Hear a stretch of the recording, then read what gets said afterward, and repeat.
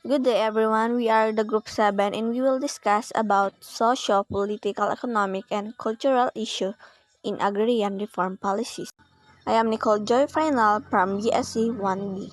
To begin the discussion, we will first discuss our learning outcomes. So at the end of the discussion, it is expected that the student will be able to define agrarian reform, familiarize with this history, understand and its role in the Philippines. So now let me share first some preview of what is agrarian reform. So let's talk about land reform. It's a change in the system of land ownership. Agrarian, cultivate land or cultivation of land. Reform, changing a process or an act to achieve improvements. Agrarian reform. It is considered broader than land reform. It is the rectification of the whole system of agriculture. When we say rectification, it means to set right or correct. What is agrarian reform? In the Comprehensive Agrarian Reform Law of 1988 Republic Act number 6657, agrarian reform is defined as the redistribution of land, regardless of crops or fruits produced, to farmers and regular farm workers who are landless, irrespective of tenural arrangement. What is the purpose of agrarian reform? The agrarian reform program is founded on the right of farmers and regular farm workers who are landless to own directly or collectively the lands they till or, in the case of other farm workers, to receive the share of the fruits thereof. In other words, the purpose of agrarian reform to give those landless farm workers or farmers to have their own land. What are the objectives of agrarian reform? The main objective was to put an end to conflicts pertaining to land ownership. It aims to bring stability in the political setup of the country.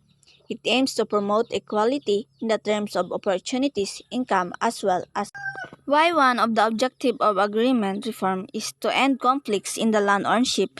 It is because before there's an issue that some land owned by rich people.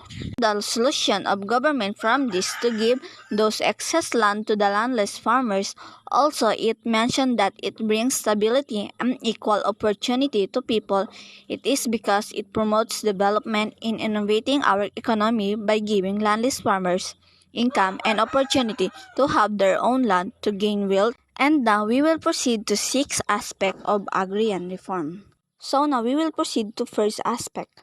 The agrarian reform in economic aspect plays the most important component of the Philippine economy, in which it relies on the agriculture and agricultural production on productivity if set as an instrument for the increasing of the agricultural production and agricultural productivity of the Philippine economy, as well as the agrarian reform economic aspect offers a solution for the people of the farmers, specifically the farmers, to have a stable and job employment. Let us move on to the second aspect, which is social cultural aspect. It is agrarian reform leads to self-reliance, self-esteem, dignity, and improve the quality of life of the farmers. In the social sector, it also reduces the inequality income, wealth, and chances in life. So that's all for my discussion, and thank you for listening, and we will proceed to the next reporter. 3. Religious aspect. Based on the biblical teachings, God is the owner of the earth and that He made it all for His children, especially the food. Vatican II Decree stresses and reaffirms that in the Bible it was written that all have the right to having a share of earthly food sufficient for oneself and one's family belongs to everyone. 4. Moral aspect. Agrarian reform is established as many sees the need for a just distribution of agricultural lands to landless farmers. Another reason for agrarian reform is the fact that the landowner has been more than compensated for his investment on land, while the tenant who made the landlord's profit possible is still immersed in poverty. 5. Legal aspect. Based on constitutional mandates. 1. Art 2 Sec 10 promotes social justice in all phases of national development.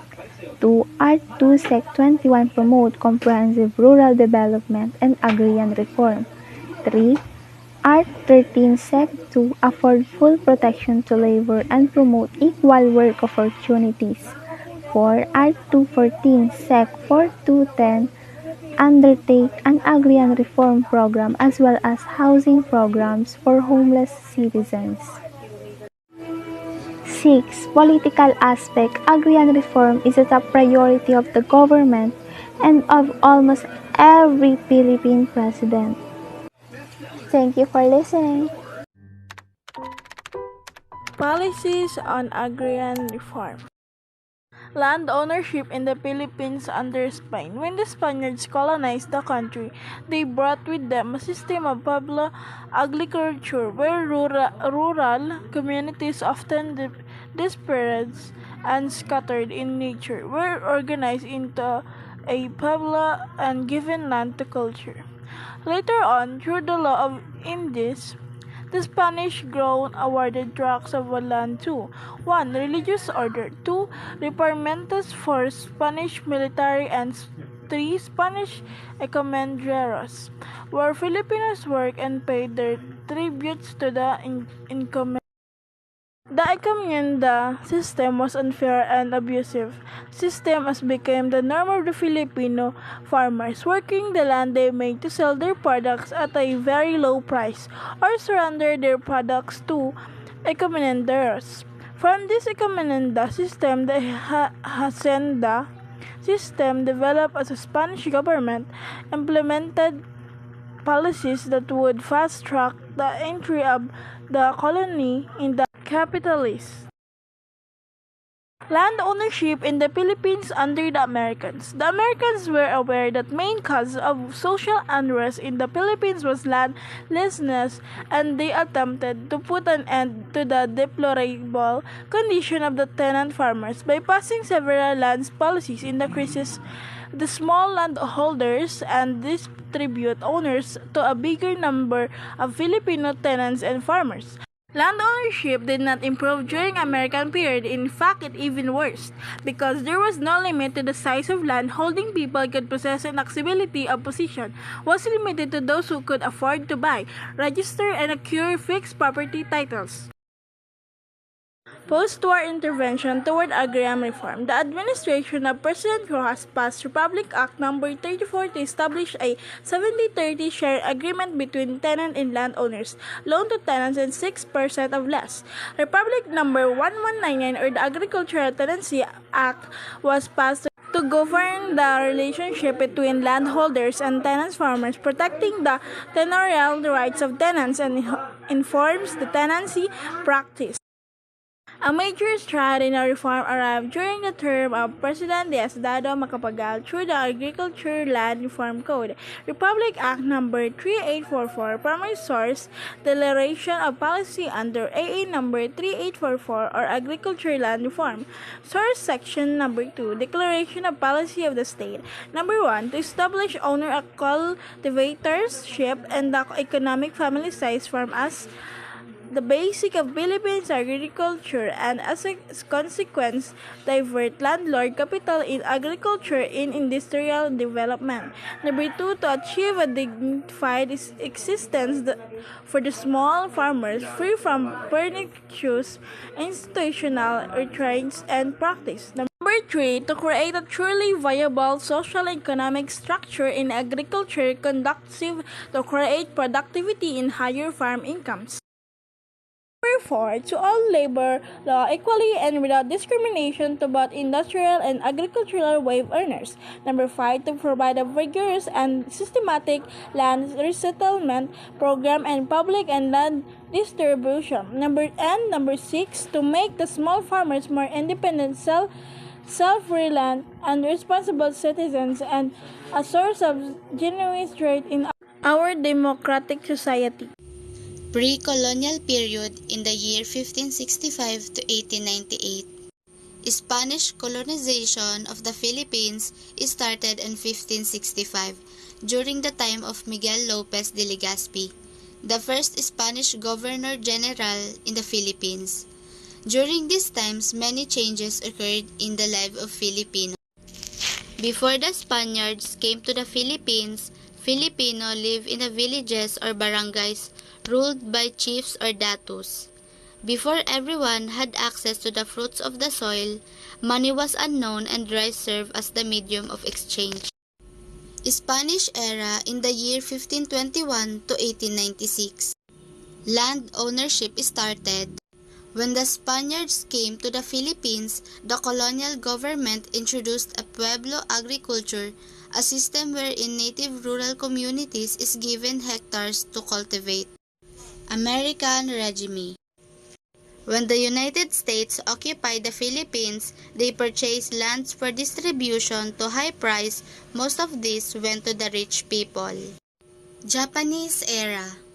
During this era, peasants and workers organized the Hukbalahap o Hukbong Bayan laban sa mga Hapon on March 29, 1942 as an anti-Japanese group.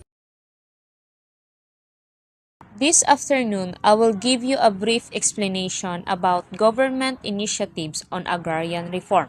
Without further ado, let's get started. The Department of Agrarian Reform is the lead government agency that holds and implements comprehensive and genuine agrarian reform which actualize equitable land distribution ownership, agricultural productivity. President Diosdado Macapagal, he considered as the father of agrarian reform because it was during his term that the Agricultural Land Reform Code or RA number 3844 was enacted on August 8, 1963. The next is President Ferdinand Marcos signed Republic Act number 6389 or the Code of Agrarian Reform which created the Department of Agrarian Reform or DAR.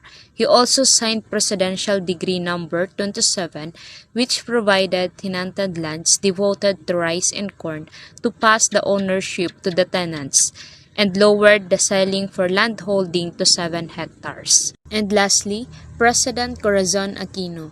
In 1988, President Aquino signed Republic Act number 6657, popularly known as the Comprehensive Agrarian Reform Program or CARP. It is also known as the Comprehensive Agrarian Reform Law. What is DAR? The DAR logo shows the department's acronym representing the institution in its role as the lead agency in the implementation of the Comprehensive Agrarian Reform Program or CARP. Green stands for fertility and productivity, while yellow represents hope in the golden harvest of agrarian reform. Beneficiaries who are the recipients of the services provided by the department via CARP. Both colors imply that economic growth and sound rural development can be achieved through agrarian reform. So that agrarian reform is important. The next question is, what is the role of agrarian reform in the Philippine development? First rule is agrarian reform has helped to improve the socio-economic conditions of landless farmers and the Philippines' political development by involving the landless in policymaking and distributing large private land holdings to the landless. Agrarian reform helped to alleviate unemployment and increase agricultural production and productivity. Agrarian reform in the Philippines also helps in addressing the centuries-old problem of rural landlessness. The role of agrarian reform in the Philippine development to protect farmers and ensure their security of tenure, to promote farmers' rights and welfare, and to help ensure food security. Conclusion: there is no doubt that agrarian reform will continuously aim to provide less inconvenience for landless farmers, promote social equity and justice, as well as strengthening food security and gradually alleviating poverty in the three main islands of the Philippines. Thus, it is crucial in the Philippine development. That's all. Thank you for listening.